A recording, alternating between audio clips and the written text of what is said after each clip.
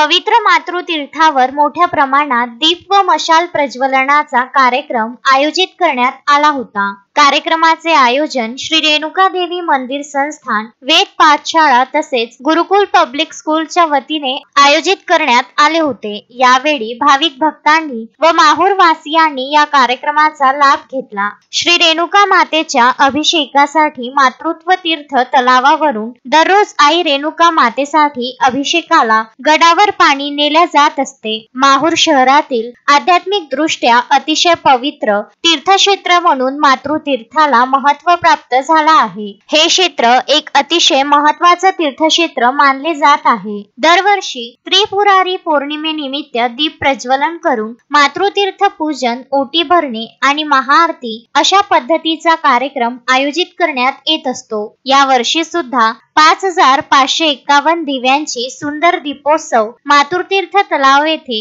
दिव्यांनी लखलखत होते। यावेळी माहूर गडावर आलेल्या दर्शनार्थ भाविकांनी याचा मनमुक्त आनंद घेऊन माहूर गडावर आल्यानंतर नवीन अनुभूती आम्हाला पाहायला मिळाली व दरवर्षी आम्ही या कार्यक्रमाला हजर राहू असे काही भाविकांनी विदर्भ न्यूज प्रतिनिधी जवळ व्यक्त केले। संजय घोगरे, विदर्भ न्यूज, माहूर।